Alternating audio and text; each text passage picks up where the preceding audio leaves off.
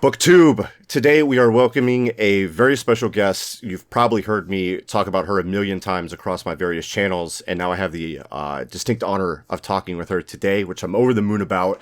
She is Emma Southon, Roman historian and author of brilliant books like Agrippina, A Fatal Thing Happened on the Way to the Forum, and A Rome of One's Own.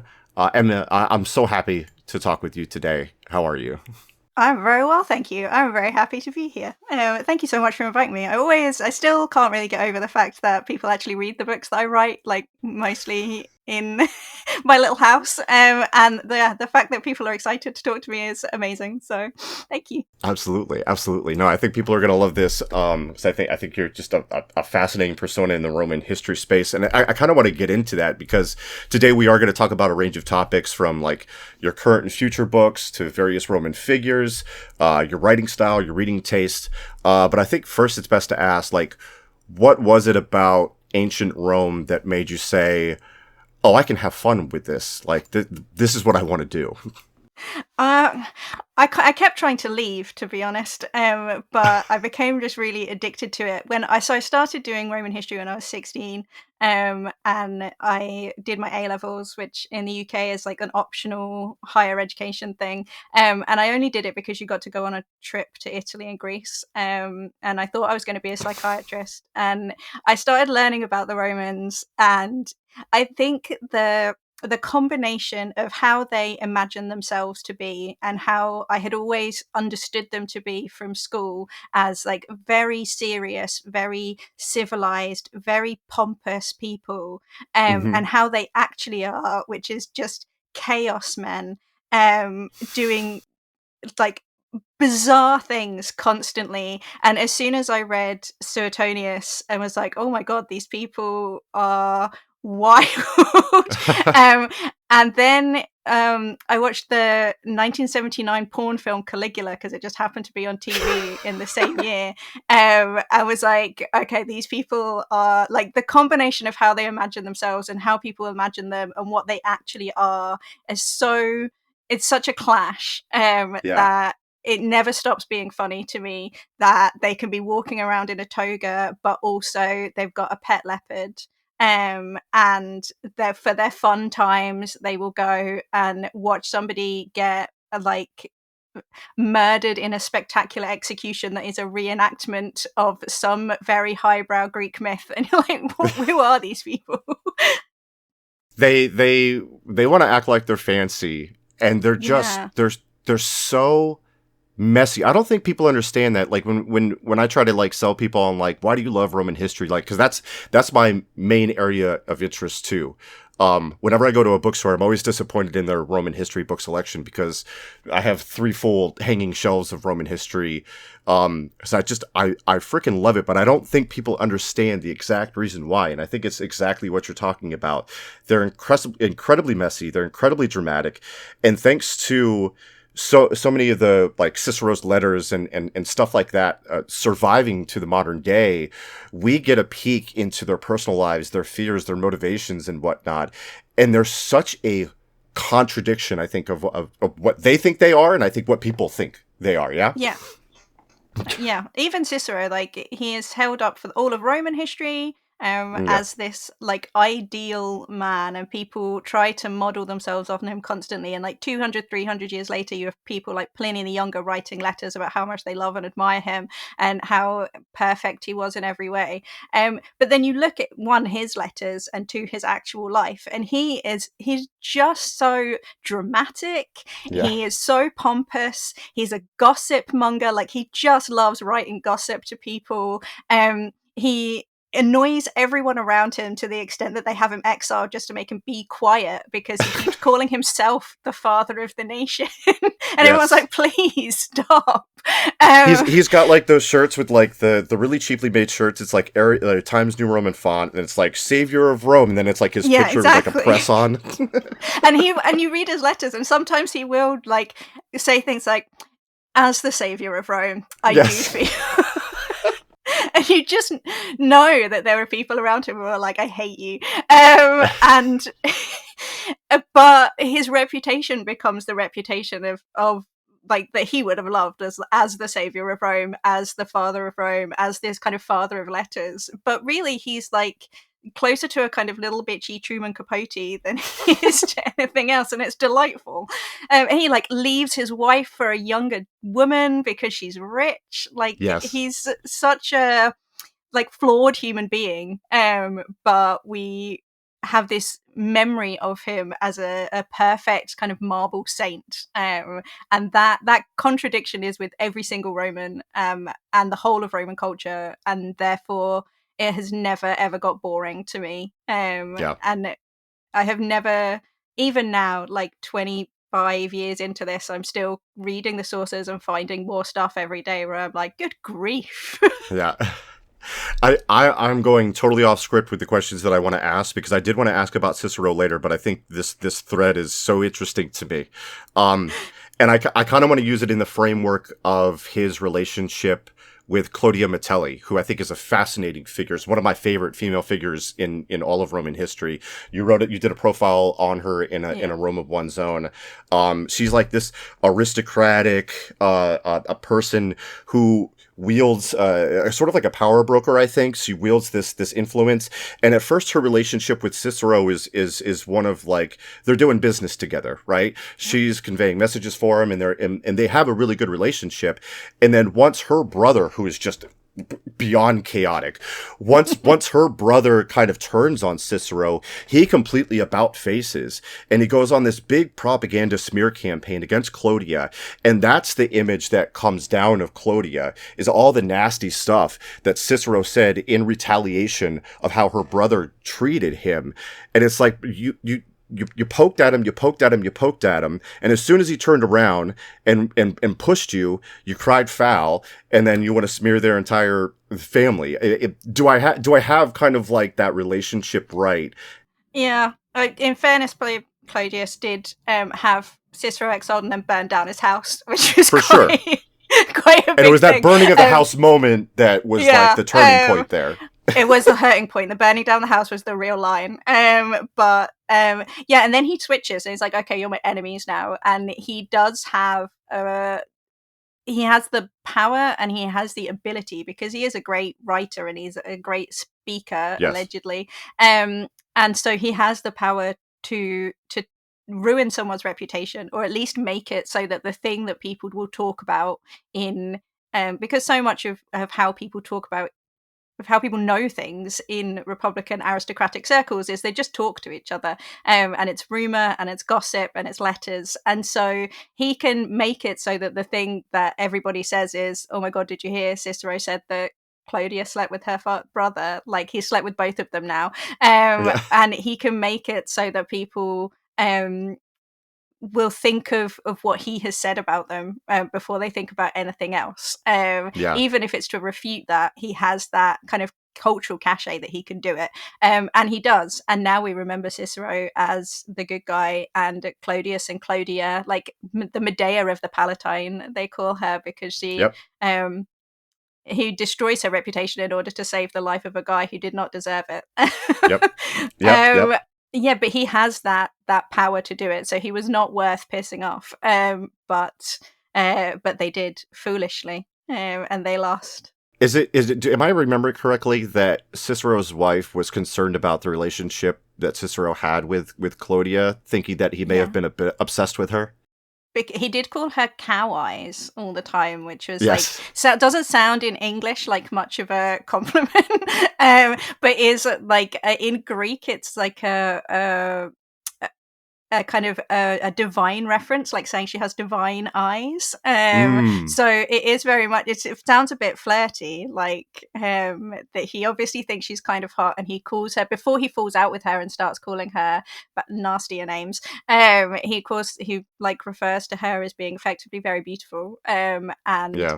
she comes up. If we only had his letters and didn't have his speeches, then Yeah. we would think of Clodia as this very kind of powerful, quite sexy power broker who is Mm-hmm. going between, like, she's taking messages from Caesar to Atticus to Cicero to Pompey to like all of these late Republican figures, she is in the middle of all of them, like, and she has her husband's power, she has her father's power, her brother's power, and it all kind of, she can use it all as she wants to.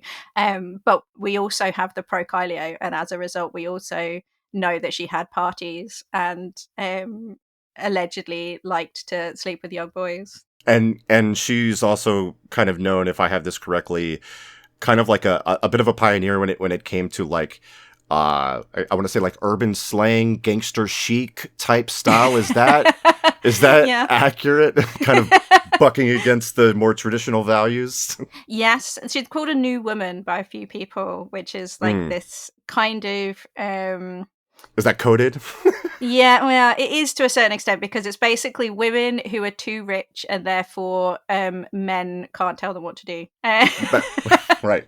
And therefore non-ideal for men. So it's only men that say this, obviously. Right. But they have family money, they have family power, and they didn't enter a marriage where the husband controls their worth. Their father still has it, so their husband can't do anything about it. They just do whatever they like. They must have been seen as extremely dangerous.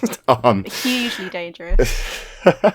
I think that's how we entered that conversation to kind of flow through it. I think is a great way to then dial back to your writing, because I think that conversation that we just had is very indicative of the writing style that you have. And when I've pitched your books to people, I've really tried to emphasize how unique they are in the Roman history book genre, in that they're wickedly smart, but they're conversational in tone. They include modern jokes and references. And it's so refreshing to me because, as you point out in A Rome of One's Own, you used a quote from Jane Austen, which refers to history. Like, how is it so dull when a great deal of it must be invention? And I think there's a couple of examples that sort of highlight how different you approach things. There's this line from Cyrus to Alex in the book From Cyrus to Alexander by Pierre Briand that starts with the pull quote, and even if it is not true, you need to believe in ancient history. And I love that quote. It's all high-minded and great and everything. Now compare that to something that you said in the introduction to Agrippina, which blew my freaking mind when I read it. There's you say a much more useful way to look at the way Tacitus, Dio, and Suetonius constructed their writing is to think about the story that David Cameron pig. Yeah. What led you to kind of writing about history in that tone?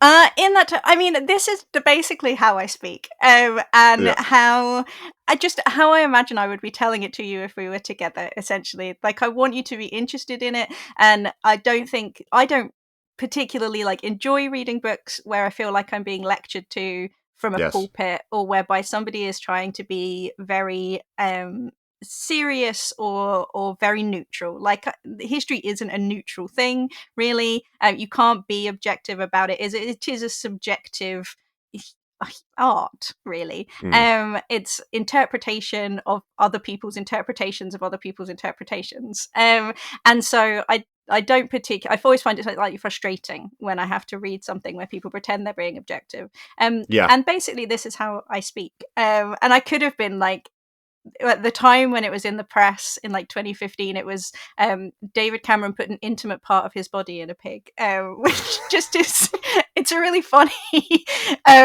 but it's David Cameron fucked a pig. Like, that was how it was known at the time. That's how it is, like, the whole ridiculous scandal is remembered.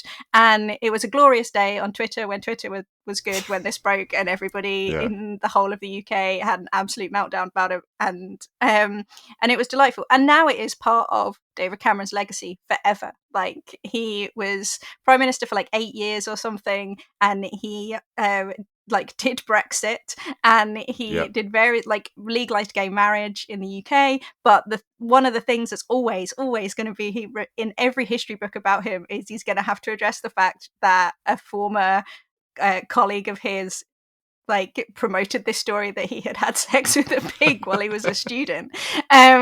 It's not true. Like, it didn't happen, and it didn't happen in any sense that even if he did put an intimate part of his body in a pig's head, he didn't fuck a pig, but that's how it's remembered, and forever that's how it's going to be. And in 2,000 years' time, if all we're left with is a history about David Cameron, it's going to have to be in there, and people are going to, like, ancient historians in the future are going to have to deal with it. So I think it's useful, and I think that it is funny, and that's important to me, and I think it keeps your attention. Like, if I could have used a more staid example, but I think it would have been less effective, and it wouldn't have made people laugh on the train, and that's my favorite thing. Yeah, and I think there are so many examples of those types of stories.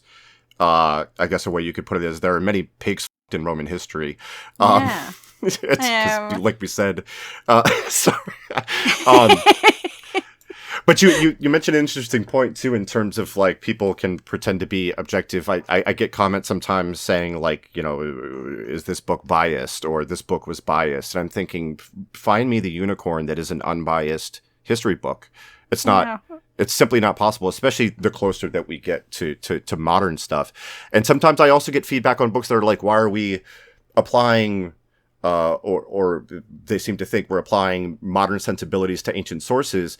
And I think that criticism misses the mark for me, because it implies that it's not useful to explore contemporary sensibilities, prejudices, and agendas to examine why something may be written in a certain way, or, for example, why women may be portrayed in a certain light. So is that kind of like what drove you to the style of, I think the term is like revisionist history. Yeah. Is that a big motivator for you in terms of like, let's really unpack what these ancient sources are saying and why? It is. And also, I believe very strongly that history is humans writing about humans. And we are all inherently biased and subjective. And all history is looking at the past through the lens of the present. Even if you're writing about last year from this year, you're still suddenly looking at the lens at last year through what you know happened next. So there is no looking at it objectively or understanding it as they would have understood it, because you weren't there and you're not them. So I think you may as well make that obvious, and you may as well do it in the most kind of clear and big way possible, because if you can't get rid of it, you may as well make it a feature, not a bug. And so look at the ancient world through the lens of like intersectional feminism, or look at it through the lens of racism, and how do you understand racism in the past, or look at it through the lens of, you know, whatever the issue is today. When I was a PhD student, me and a friend of mine, Phoebe, did this on a really big scale, and we gave a presentation where we pretended that there had been a zombie apocalypse, and that we were now in a future world post zombie apocalypse, where we were trying to reconstruct the world, after we're coming back to history after the zombies, and so we did two things. One was making ancient sites accessible to the mortally challenged, and the other was reanalyzing ancient texts now that we know that zombies exist. So now we know zombies are real. Can we find evidence of zombies in the past? And turns out you totally can. And so somewhere about, I still have the like PowerPoint presentation, which was reassessing all of these texts in the light of knowing that zombies are real, and are we actually looking at zombies? And I think I would that love a it's short a book fun that's like thing the to case do. for ancient zombies. I would love that. Yeah. I've still got it somewhere, but it was, you know, and that's what we're doing. We come to these stages where we go through stages of development where we suddenly understand the world in new ways. Like post the 1960s, we understand the world in a place that is very patriarchal, and where women have been put into very specific boxes. And you can now go back and look at sources and look at the ancient world in a way that people in the 1900s couldn't do, because they didn't have that lens to use. So Hmm. now we can do that, and it opens up. It doesn't detract from what they said at the time. It just is another way of looking at it, and then you can put new lenses over stuff and look at them. And I think that it makes the world more expansive, rather than narrowing it or limiting it or making it less useful. Let's recklessly apply some modern sensibilities for this next exercise. It's my favorite thing, so yeah. Yeah. What Roman emperor would you be okay with dating your metaphorical daughter? Ooh. Hmm. I You may don't. have to start with No. crossing out some I mean, it's easy to emperors. cross a load out. Yeah, Like Augustus, no, very controlling. Like, yeah, no. He'd like wouldn't allow his daughter to say things that yep, wouldn't be like appropriate. So absolutely not. Tiberius. I mean, if he liked her, he might be all right. But he was a bit odd. yeah. Like early days Tiberius, maybe. Later Mm, days Tiberius, definitely not. Like post the death of Drusus, no. yeah. Caligula, absolutely not. Claudius, absolutely not. Do you think? Do you think quickly? Do you think Caligula may have been the victim of bad PR, Oh, I do. or I'm do you actually think a he's kind of a massive Caligula apologist. okay? And Okay, a lot of my early academic work was about Caligula and how he gets because once he's dead, right, you have to, and he's the first one they assassinate, you have to make sure that everybody thinks that assassinating him was the right decision. correct. So Right. you can't be like, well, he was a good guy, but we just had to get rid of him. You Yeah. have to say he was the worst guy. You couldn't Yeah. possibly understand how terrible it was to live under him. Like it was just awful in every possible way. But I still don't think I would want to marry my daughter because even Okay. the contemporary ones are like he just seems flighty, and I think that Yeah. he'd be there, he'd be gone, he'd be back, you'd never know where you were with him, and also very traumatized, so I don't know, like until he got some intense therapy, no. Yeah, and big mother Facts. issues, big daddy Yeah. issues, like Yep. Claudius, no. Kind of creepy, I think. Had a whole debate about who he should marry, and forgot that he'd murdered his wife. Like that's not great. Also he once abandoned a child because he got mad at his former wife, so that's not Oh, ideal. that's right. And Nero, no, kicked a woman to death. That's problematic. Yeah. Otho, maybe, actually. Hmm. Like Galba, no, horrible. Vitellis, probably not. But Otho, I'm kind of a weird Otho apologist. Okay. Mostly because he always kind of did as he was told. He gave up his wife, Poppaea, because she didn't want him anymore. She wanted to marry Nero. And then he's the only one who, in the middle of a civil war, killed himself so that more people wouldn't die on his account. What a And I hero. think that says something about Otho. Vespasian, I would let Vespasian marry my. There we go. I reckon I would let Vespasian. Vespasian marry my daughter. Who's famous for his "money doesn't stink" line, the urine tax. Yes, Which was yes, actually and it's sensible because it doesn't, you know, yeah, it's Vespasian. very Okay. sensible. Make money off of it, but also his last line was, "I think I'm becoming a god," which is quite good. Um, Yes. and other than all of the war he did, he has like a long-term relationship with his concubine. He treats her very well.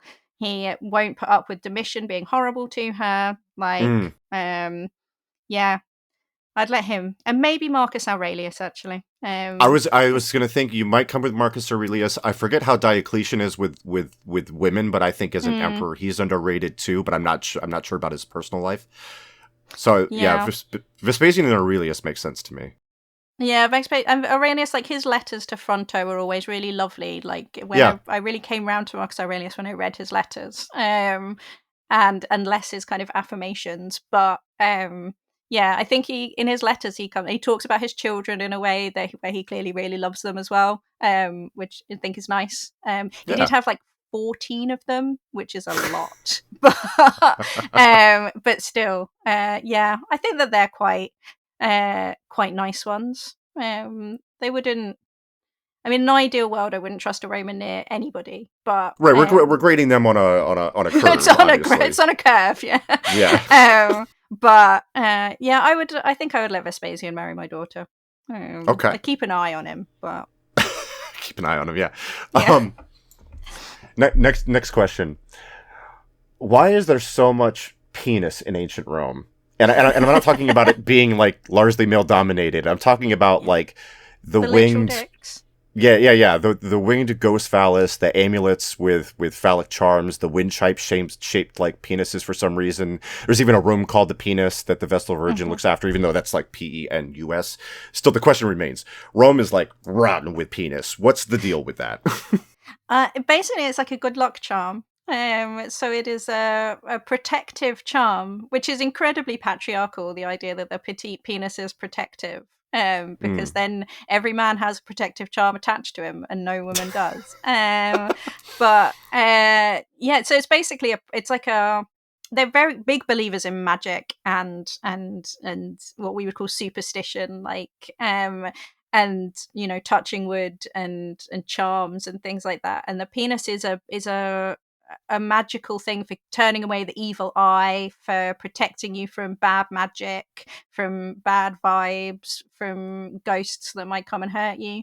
And they, like, Roman culture believes very strongly in all of these things. And it's kind of attached to the idea of a genus, like you have the genus of a household when you have your household gods, and that's like the paterfamilias, and it's all very connected to this very patriarchal idea that um, that masculinity in its purest form will protect you from badness, yeah, which then connects in real fun ways to like why they're constantly fighting, and why they think that fighting with swords is literally the most powerful thing that you can do. But yeah, it's basically that, but from a kind of um, like post Reformation, post Christian view, it looks hilarious because you have penises with wings yes. that have penises, and then the tail is also a penis, and then they're surrounded by other tiny penises. Or in the British Museum, there's this tiny, tiny, tiny little ring for a child, like an infant. It's minuscule. It's maybe like half a centimeter across. And it's just this tiny little gold ring with a tiny, tiny little penis on it. And the idea of a baby wearing a ring with a penis on it is just so funny. It's looking like um, Catherine the Great's furniture in there. yeah. That's Just crazy. penises everywhere. And you go, like, some museums will put it more than others. The British Museum hides all of their stuff. They've got loads of erotic art, Yeah. that they've all got hidden. But it's like in Naples, they have it out way more. And so you can see all of these tables that are like held up by men with giant penises, and yeah, and tintinnabula all over the show. It's great. You say it's hidden. Can you like flash a Roman historian card and go, I want to go look at that? I could probably ask. I never have. But I could probably ask and say, "Can I come and have a look at all of your stuff?" Oh, that might Um, open up a whole new world for you it might. Um, of One day I content. want to write something about like all of the reason that they've got so much of it is there were like two guys in the 18th century and 19th century that just collected all of it. And Totally normal. Yeah, exactly. And then when they died, their families didn't know what to do with it, so they gave it to the British Museum and were like, "We just have tons of stuff with dicks on it. Do you want it?" One day I really want to write something about those guys. Like, what was the attraction with it? Yeah, what was the thinking there? Yeah. Like, everybody, like, they were just like really just hoking through everything they could, trying to find all the stuff with penises on it and collecting them up. Super about it. Super about it. Okay, Mm. so you mentioned things that you want to write, and so you've written the three books that I've read from you. One is a biography on Agrippina the Younger, called Agrippina. One is an examination of murder in Rome called A Fatal Thing Happened on the Way to the Forum, and then the other is A Rome of One's Own. We mentioned that. That's right there. That's 21. It's the history of Rome told through the profiles of 21 women. But you've recently announced that you have a new 2-book deal in place, I believe, and I believe you know what those books are going to be about. What are Yeah. those going to cover? So the next one that I'm doing at the moment is service. So that is going to be a kind of cultural history of slavery in the Roman Empire, and pretty much looking at how embedded slavery was in the Roman Empire and in Roman culture, and how it could not have functioned without it. Because Right. at every stage, from the bedroom to the mines to the mints to the like street cleaners, there are to the carrying the People in soldiers' households stuff. and Yeah, yeah, there is slavery everywhere. They can't eat without slavery. They can't build without slavery. They can't. Half of them can't get dressed without slavery. So um, it's basically a big look at that. So that's what I'm writing at the moment, and trying not to make it really depressing, but trying to make it humane and kind of tell the stories of enslaved people as much yeah, as just being like God, slavery. And then the one after that is currently called Friends, Romans, Countrymen, but I'm open to other titles because I feel like that one could have a better title. But it's going to be a look at the Roman imperial court. And so looking at the palace on the Palatine and how it starts with Augustus and then how it develops into through Vespasian and then through the up to about the Tetrarchy, looking at how kind of the intense decadence of it. Who lives there? What are they doing? What does the palace look like? How does it change and grow? Who are these people and what are they doing? And how much does the one guy that stands in the middle of it affect what the palace looks like? yeah. Interesting. Oh, that's fascinating. I'm looking forward to this. And I think I think you attached some potential dates to those as well. I think it's 2026 and 2028. Is that correct? That's the current plan. Yes. Current plan. So yeah, this one needs to be finished by next year. So and is currently going to be out in I think May 2026 or spring 2026. So Yeah. wish me luck.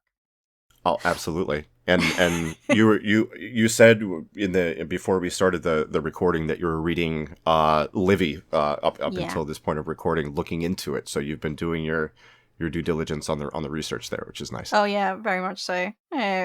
Yeah, so reading about captives right now. So looking at how there's all these arguments about how Rome replenished their slave population basically. How do people become enslaved by Rome or Romans? And so one of the main ways, obviously, is that they just took war captives. So Yeah. looking into the process of that, what does it actually look like to be captured by a Roman? What happens to you? And who are they? Because the kind of popular fiction of it is that they are all free people who are just living in whatever town the Romans have turned up at and then absolutely destroyed. Yeah. But obviously, a lot of the people that are taken into slavery in Rome are already enslaved in these various places. They're Mm, already property, and they're just taken as booty. And how whether a free person becomes enslaved is really depends on the mood of the general at the time, basically. He fun. can let you go, he can ransom you, or he can take you if you really pissed him off. So You mentioned there's debate about it, and I personally love a good fight between historians. Um, yes. like one example being Timothy Snyder, the World War II historians. Timothy Snyder gave a bad review of one of Richard J. Evans's books, and then Richard J. Evans has gone on some tirade against a multi-year tirade against Timothy. I just find it I love it. fascinating how petty that they can be. Do you come across that at all in the circles that I don't know if you run in Roman historian circles or if you observe any of that stuff? What's that like between Roman historians? I don't think you tend to get that so much anymore. We're all quite nice to each other these days. Mm, At least I haven't seen one recently. There is the big debate about how the Roman slave supply was replenished happened in journals and therefore is the most fun kind of historian debate because everybody pretends they're being really polite while they clearly actively furious at the other yeah. person and think that they're an idiot. And you get a lot of, if Harris had read my article properly, Yeah. Oh, I love it. um, clearly my respondent has not read so and so, and you're like, okay, I love it. And they're arguing, it's the best kind of argument as well because it's an argument that's impossible to answer. We do not know how many people were enslaved by the Romans. We do not know how many people were even enslaved in Italy. So we don't know what proportion of the population is enslaved. You can't know how many they need to replenish it. We don't know how many were freed. We don't know how many died. You can't answer the question because you don't know any of the premises. So it's the Yep. best kind of argument where they're just getting real mad because the other person started with different assumptions. Yes. And it's delightful. I think that in like popular historians all tend to be quite polite to each other, maybe what they mean about me behind my back, but as far as I'm aware, we're all quite delightful. Speaking of popular historians, is there like this sense that like other historians that may write more academic works kind of like look down on popular history? Because I've seen Honor Cargill Martin talking about this. She wrote a book on Messalina that was excellent. And she was mentioning how I saw in an interview with her why popular history is important. What's that relationship like? Is it contentious, or is it kind of like, hey, you're getting people into this, and maybe they'll branch out into the more hard stuff kind of feeling? I think it's kind of a bit of both. I think that there is, because if you are an academic historian, and I'm like a lapsed academic, and Honor is still like she's still doing her PhD, so she's still an Right. academic, and like the academic part of any historian just wants to do detail and granular and argue to the point of where you feel like you can't argue anything else. And the popular side wants to be like, here's a cool story, come and listen to my Yeah. story, and get people involved. And so the academics are always going to be frustrated that there's going to be a certain amount of like glibness or lack of detail in a Mm. popular history. And but I think, as with like when films come out, there always is an opportunity for academics to be like, this book said this and they're wrong because Yes. and then it gives them an opportunity to talk about it, which is always, I think, quite useful. Like now Gladiator 2 is coming out, and Oh so many yeah. Roman historians are going to be able to do YouTube videos about all of the things that are wrong with it, like they did with Right. Napoleon, and it'll be great for them. Generally not that contentious, I think. I think that nowadays academic historians understand that there needs to be that popular attraction as well. You need to be getting people into doing the courses and reading their stuff, because otherwise they're just talking to nobody. And popular historians understand that you need the academics who have the time and ability and the space and the access to the kind of conferences and journals where, or even academic publishing, where they can write an intensely granular book about Yeah. like one part of legal theory, and then I can read that book, and then Yes. I can not actually mention it in the book at all, but I know it, and I can like not make any hideous mistakes.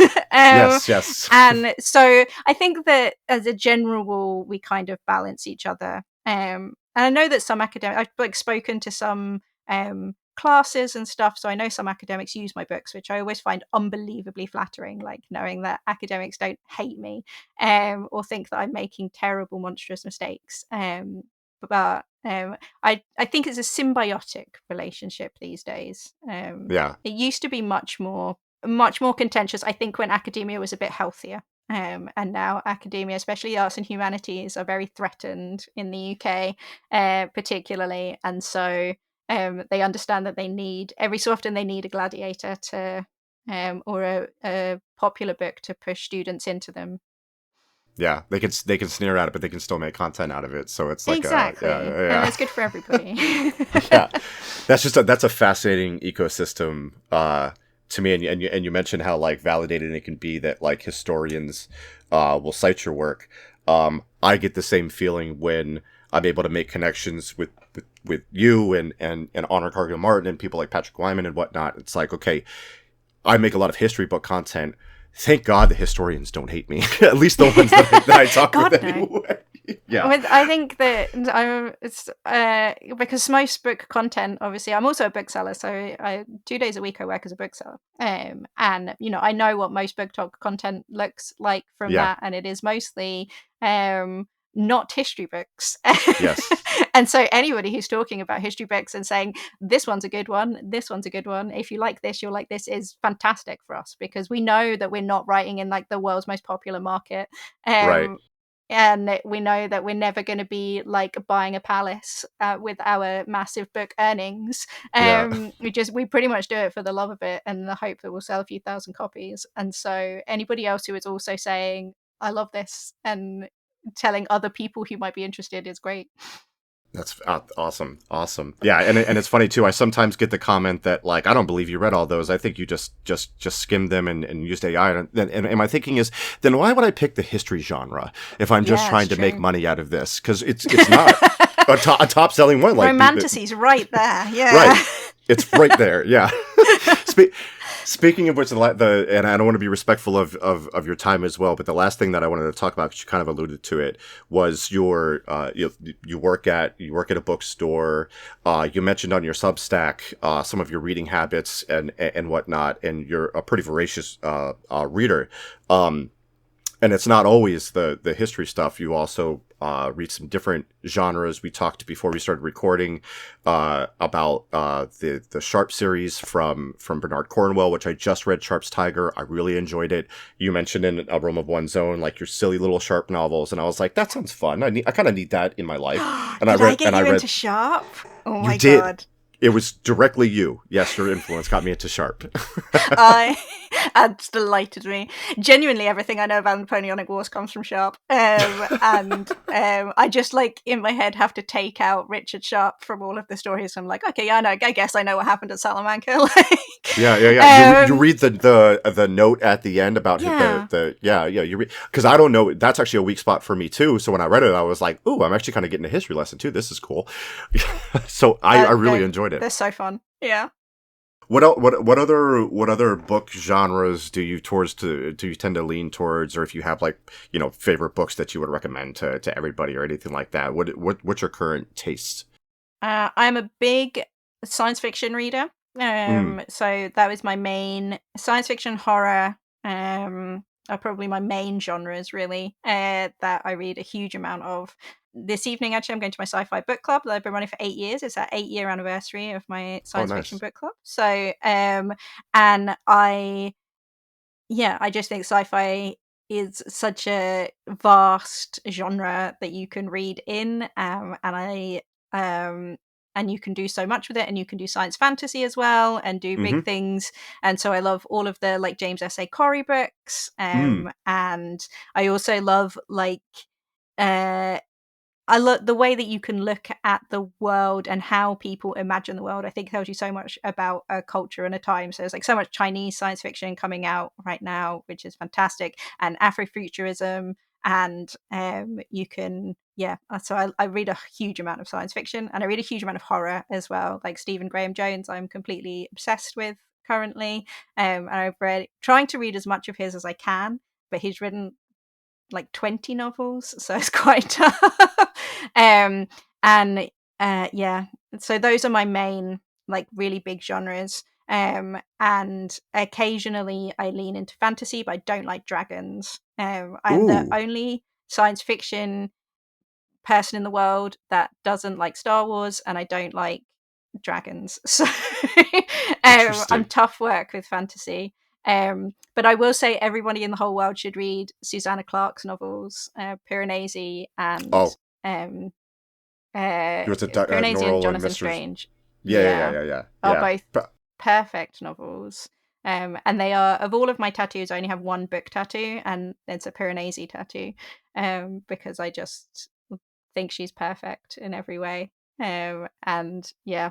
Um, and then I read a lot in translation as well. I really like reading in translation. So I'm on a big kick for um South American literature at the moment. So I've been reading loads of Chilean books. Ugh, And that's been quite fun. yeah. And I will always read like the International Booker shortlist because I always think that's a really fascinating thing. Yeah. I don't read contemporary realism that much. You have to really push me to read like contemporary stuff, but unless it's in translation, in which case I'm fine. Yeah. But yeah, but I read a lot, and I have a the room I'm currently in is my library. I don't know if you can see. This is like one corner of my library Mm, here, which is organized alphabetically, and so there's a lot of science fiction and a lot of stuff in translation, and oh, this is a book everybody should read, thinking about it. Okay. As it's here. Benjamin Labatut, When We Cease to Understand the World. Mm. It is, he is Argentinian, I think, but it's fictionalized nonfiction about basically the development of nuclear physics and Schrödinger Mm. and Heisenberg, and it is brilliant. Excellent recommendations. You mentioned Piranesi. I just did a video recommending that. I think that one is so good if you're able to, like, I woke up one morning, I woke up early, I don't know why, it was like 4:30, and I thought, I think it's time to take down Piranesi, and I think I can take it down before I need to go to work at 9. And I was able to, and I just read it in one stretch. I turned my brain off because my brain wasn't functioning anyway because it was that early in the morning. And I just said, I'm going to allow this book to be confusing and to call me stupid, and I'm not going to try to figure it out too much. And I think that really allowed me to just live in the story and really enjoy it. And then afterwards, researching Clark, the Susanna Clark, the author, where she was in her life, and some of the issues that she was having, and it being written during, like the big COVID lockdown and everything like that, brought even more context to the book itself. And I think it's brilliantly done. So I think that's an amazing rec. Yeah. She has a real ability to make very, very strange worlds feel very, very real. And it riffs on my favorite of the Narnia books, which is the Magician's Nephew, which I think is the best one by miles. And which has that same kind of world between worlds. And I just think that I think she is a genius. And that and Jonathan Strange are ones that I reread every couple of years and just enjoy all over again. Amazing. Okay. I think I would love to do this with you again because I had so much fun and there's so much stuff to unpack. I want to thank you for joining me here today. Is there anything you want to end with, or hit the listeners or viewers with, or anything like that? I mean, if you want to buy my books, you can find them in bookshops. Yes, you can find me at Emma Southon on Instagram. That's the only thing I'm on anymore, but you can find me there and see pictures of my cat. And buy books in translation because you get to see the world in a whole different way, and that's fun.